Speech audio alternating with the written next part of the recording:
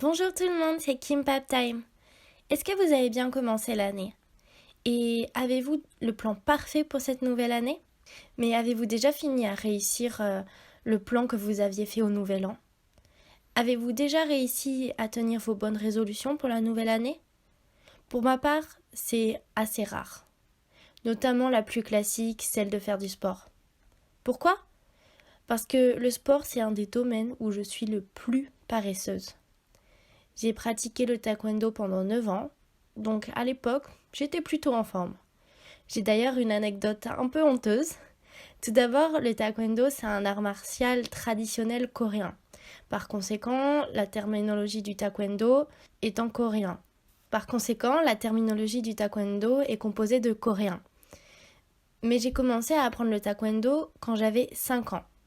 Il fut un temps où je ne parlais même pas correctement le français. Les mots coréens étaient donc trop difficiles pour moi. Il y avait un mouvement pour bloquer au niveau de la tête au taekwondo qui s'appelait Olgul Maki. Olgul signifie tête en coréen et Maki signifie défendre ou bloquer en coréen. Mais j'avais 5 ans et je comprenais pas ce que ça signifiait Olgul ou ce que ça signifiait Maki. Le professeur de taekwondo était coréen et j'étais au niveau d'écouter ce qu'il disait et de le copier. Maki est encore assez facile à prononcer en français, alors j'ai réussi à le dire tout de suite. Mais Olgul, c'était pas facile à prononcer. Et encore une fois, j'avais 5 ans. Du coup, je me suis promenée en criant Olgul Maki comme Hollywood Maki. Chaque fois que je criais Hollywood Maki, tout le monde autour de moi se moquait, même le professeur. Je comprends maintenant pourquoi. Ce n'était pas censé être taquin ou avec de mauvaises intentions, mais parce que c'était mignon et amusant. Je suis toujours une personne très timide, mais c'était encore pire quand j'étais plus jeune. Alors j'étais vraiment gênée devant les gens et je ne comprenais pas pourquoi ils riaient. En plus, personne ne m'a jamais dit la vérité. Je l'ai même dit à mon copain Bang. Il a aussi ri en écoutant l'histoire. Et depuis, il me taquine même en copiant des postures de taekwondo et en disant Hollywood, Maki. Mais c'est pas possible ça. Et il y a un autre épisode impliquant Bang et des mouvements. Nous faisons parfois des entraînements à domicile. En fait, pas parfois, très rarement. Il est toujours meilleur en sport que moi. Mais une fois, nous avons fait des pompes ensemble. Mais mes bras sont vraiment minces. C'est gênant à dire, mais je ne trouve aucun muscle. Je le savais. Alors j'ai décidé de mettre mes genoux au sol et de faire des pompes. Nous avons tous les deux commencé ensemble. J'ai décidé d'en faire 20 en premier. Mais alors que j'ai forcé sur mes bras, ma tête est tombée en avant. Boum contre le sol. J'ai alors recommencé. J'ai eu l'impression de soulever une tonne et de réussir fièrement à me soulever. Mais en réalité, ma tête était toujours sur le sol. J'ai alors fait une dernière tentative. J'ai tendu mes bras, j'ai commencé à me baisser et boum, nouvelle rencontre entre le sol et ma tête. Et Bang qui était à côté de moi m'a dit « Qu'est-ce que tu fais en riant ?» En riant ce sale gosse. Et enfin, il s'est mis à faire comme moi. Il a laissé tomber sa tête sur le sol. Vous devez savoir quelque chose. Il aime vraiment trop se moquer de moi en permanence. Mais c'était assez gênant, je dois dire. Après ça, Bang a décidé de me faire de la boxe. J'ai l'impression parfois qu'il veut me faire devenir une machine de guerre. Il a pris 2 peluches sur le lit, comme si c'était des gants pour frapper dessus, et m'a dit de les frapper un à un. Alors, j'ai donné mes punchs sur chaque peluche. C'était assez bien. Vous avez vu le film Rocky? Eh ben, c'était moi. Et il m'a dit qu'il allait m'attaquer alors. Alors, à certains moments, il m'a attaqué avec une des 2 peluches pour que je me baisse et que j'évite le coup. Qu'en est-il du résultat? C'était KO. Oui, je me suis parfaitement mis KO et j'ai atterri au sol. Au début, il a lentement étendu ses poings et à quelques reprises, je les ai facilement esquivés. Honnêtement, dans ma tête, j'ai pensé, je peux éviter facilement. C'est facile. Mais peut-être 20 secondes se sont écoulées. Soudain, ses poings ont commencé à accélérer, à tomber sur mon visage à 150 km/h. Bon, pas exactement un point, des peluches. En fin de compte, j'ai dû concéder ma défaite à la mitrailleuse peluche. Alors je finissais par râler à force de me prendre des coups de peluche. Et dans ma tête, j'ai décidé que je ne ferais plus de sport avec lui. Alors vous voyez, pourquoi je peux pas réussir le plan de faire du sport? C'est à cause de lui. C'est pas de ma faute, moi. Vous savez le pire dans tout ça? C'est que cette année, j'ai encore décidé de faire du sport. Je ne sais pas ce que ça va donner, mais bon. Comment faites-vous du sport? Ou de la gym? Ou comment vous courez? Personnellement, dès que j'arrive à trouver un rythme et à être régulière, je suis mise KO par mes règles et j'arrive plus à reprendre. Ah, et les résolutions pour le nouvel an. En fait, j'y ai pas beaucoup pensé. C'est mon style, je fais pas trop de plans. Mais bon, pour Kimbap Time, je vais avoir un nouveau plan. Je vais faire assez cliché. Mais une des choses que j'aimerais cette année, c'est vraiment être heureuse et réussir à m'épanouir dans ce que j'aime. Que Kimbap Time grandisse. Il faut savoir que j'ai commencé Kimbap Time pour plusieurs raisons. Déjà, le tout premier aspect, c'est le partage. Partager et créer, c'est quelque chose qu'on a toujours aimé avec mon copain. Et en tant que grand timide, on a trouvé que le podcast, c'était un bon moyen de s'exprimer. Je pense que ça vient du fait que j'aime aider les gens, les autres, mais pas seulement. Je sais que parfois, lorsque j'étais mal, le fait de regarder une vidéo ou écouter un podcast m'ont vraiment permis de m'évader et de me sentir mieux. Lorsque je suis angoissée, par exemple, YouTube m'aide beaucoup. Quand j'ai fait une dépression, grâce à YouTube, j'ai réussi à m'évader. Et en regardant des vidéos d'une Américaine qui vivait à Séoul, j'ai commencé à rêver. Et je pense sincèrement que c'est une des choses qui m'a sauvée. Ou bien même d'écouter un podcast à propos de la maladie que vous avez peut vraiment aider à se comprendre et ne pas se sentir bizarre. En fait, j'ai envie de faire la même chose pour d'autres.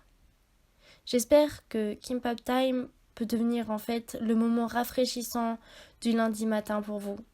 Que cela peut vous intéresser, vous faire rire, vous intriguer. Que vous puissiez aussi peut-être vous sentir moins seul sur certains sujets. Plutôt, je vous parlais de YouTube. Alors, pourquoi j'ai fait des podcasts plutôt que YouTube? Eh bien en fait, j'ai déjà fait YouTube.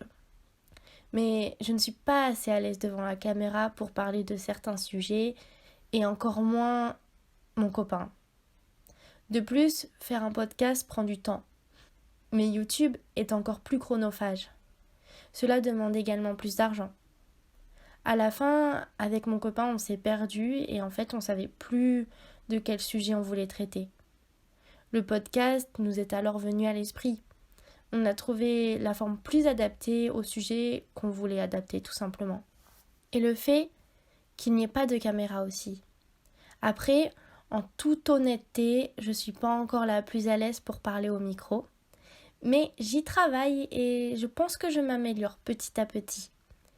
Mais quand même, je suis en train de réfléchir à peut-être faire TikTok ou YouTube Short, quelque chose comme ça. Parce que j'aimerais aussi partager des choses peut-être un peu plus légères de ma vie. En plus, j'ai de l'expérience. Alors ça sera pas mal, j'espère. Une des autres raisons est que pour moi, ça a également un but thérapeutique. Ma santé mentale, à l'heure actuelle, est toujours bancale. Du coup, je fais tout pour me soigner et m'exprimer sur différents sujets m'aide également. Plus tard, j'aimerais vous en parler en détail. Peut-être que je pourrais aider certains d'entre vous, vous donner des conseils. Et en parlant de conseils, Kimbap Time attend toujours avec impatience vos histoires. On adorerait y réagir ou même pouvoir vous aider et vous conseiller. En fait, Kimbap Time, c'est aussi mon échappatoire. Je n'ai pas un travail que j'aime vraiment, donc faire quelque chose pour moi et qui me plaît me paraît vraiment important. Et si ça vous plaît aussi, eh ben ça serait encore mieux. Sur le plan plus personnel, en 2023, je souhaiterais vraiment pouvoir retourner vivre en Corée. Vivre à l'étranger, c'est pas quelque chose qui est toujours facile, mais c'est vraiment ce qui me rend très heureuse. En plus, vivre à l'étranger, ça permet vraiment de de se dépasser chaque jour, de découvrir d'autres manières de faire et de vivre. Moi, je trouve que c'est vraiment super enrichissant.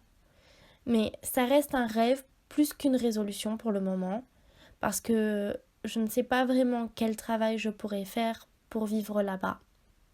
Il y a aussi beaucoup d'autres choses à prendre en compte, le travail, les cautions à 7 000 €, voire plus, le visa, l'argent, etc. On verra bien. Seul l'avenir nous le dira. Par contre, en 2023, on a un gros projet avec Bang. C'est de se marier. Déjà parce qu'on s'aime, mais aussi parce que, pour être honnête, on devient un petit peu fou avec les visas. Si vous ne savez pas de quoi je vous parle, vous pouvez aller écouter notre podcast « L'amour n'a pas de frontières, mais a un visa ».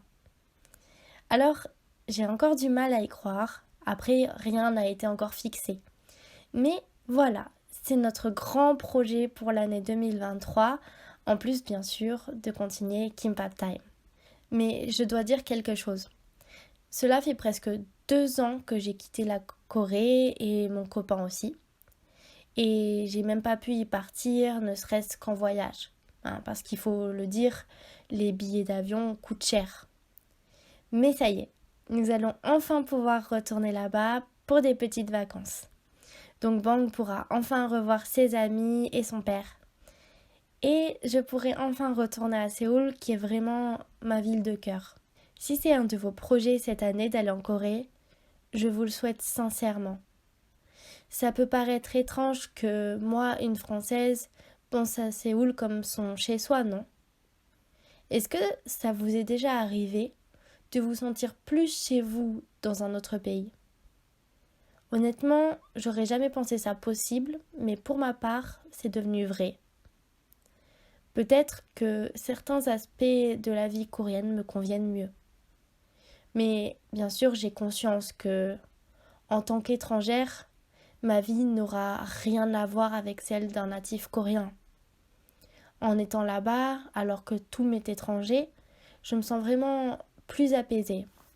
Alors que tout est plus compliqué, je me sens à ma place. C'est assez étrange, non? J'ai envie de visiter, mais surtout de faire des choses simples. Juste le bonheur de me balader dans les rues avec Bang. Et aussi, il faut qu'on parle de la nourriture.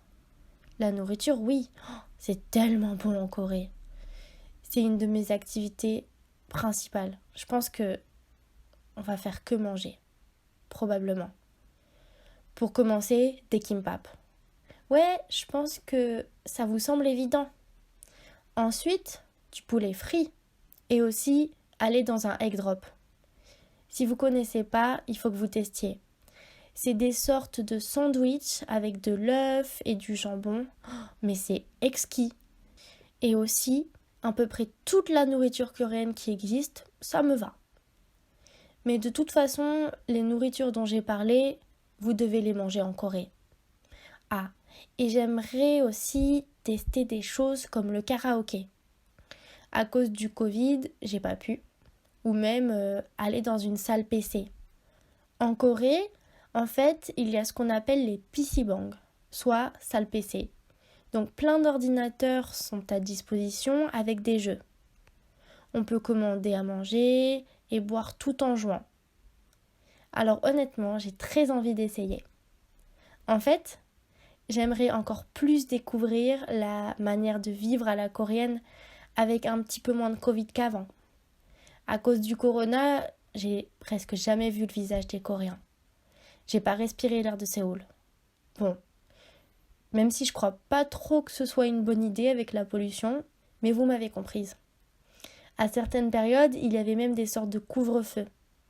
Les magasins ferment tous à la même heure pour éviter qu'après cette heure-ci, en fait, il y ait trop de monde dans les rues. Les karaokés et les PC-bangs étaient ouverts.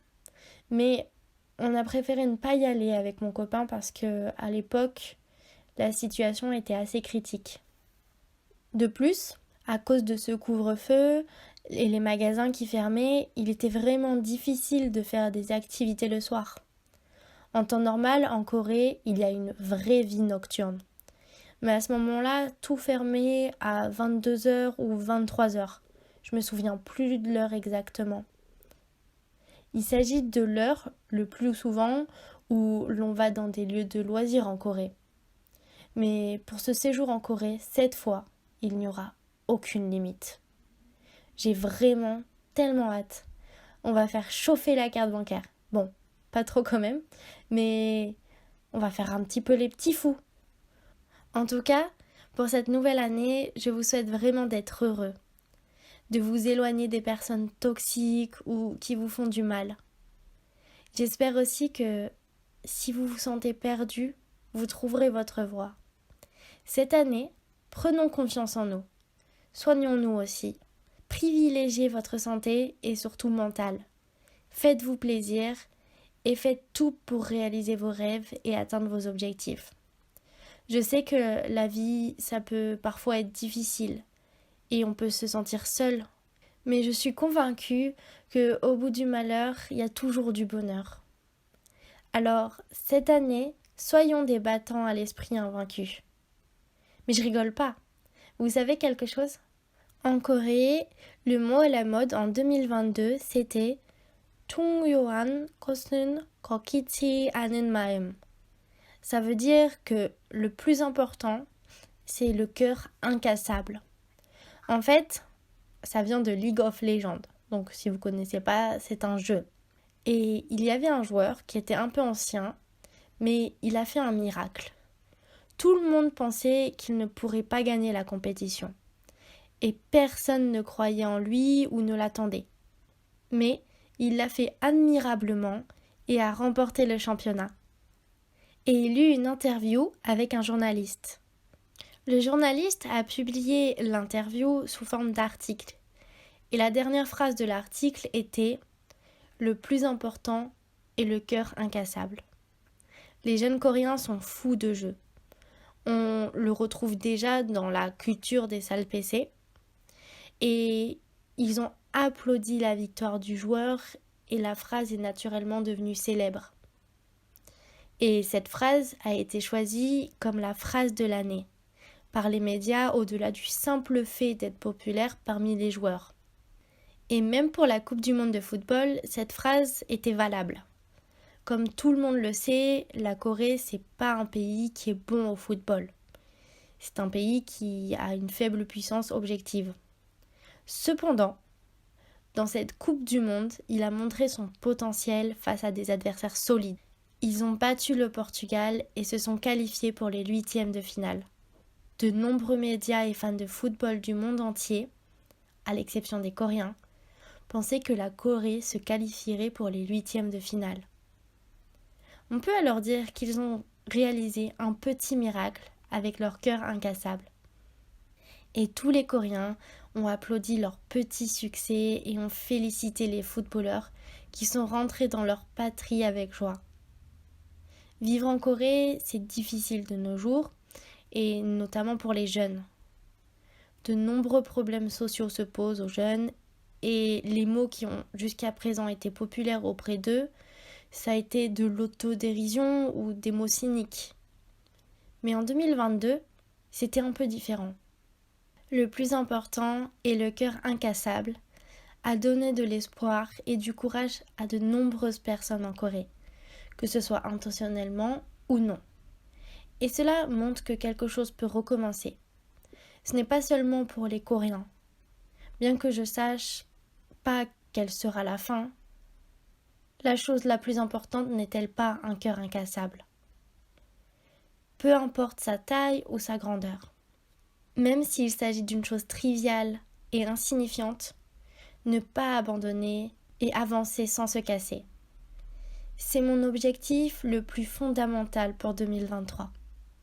J'ai beaucoup abandonné dans ma vie, il y a eu des moments de difficulté et parfois je pense que j'en attendais trop. Mais c'est normal de ralentir petit à petit. Donc je vais essayer. Tout comme ce podcast. J'espère que vous aussi, avec votre cœur incassable. Alors Kimbap Time d'aujourd'hui se termine ici. Je vous envoie plein de courage et d'amour pour cette nouvelle année. Et comme d'habitude, nous attendons vos histoires. N'hésitez pas à envoyer toutes les histoires que vous souhaitez partager avec nous à kimpaptime@gmail.com. N'importe quelle histoire est bonne. Inquiétude pour l'avenir, conflit avec votre amoureux, problème au travail, tristesse, joie, colère, inquiétude, anxiété, bonheur, tout nous va. Si vous avez besoin de sympathie ou de consolation, ou si vous voulez partager de la joie et du bonheur, visitez Kimpap Time. Alors, c'est l'heure de terminer le Kimpap Time d'aujourd'hui. Je vous souhaite encore une merveilleuse année. À la prochaine. Retrouvez-nous tous les lundis à 7h. Ciao!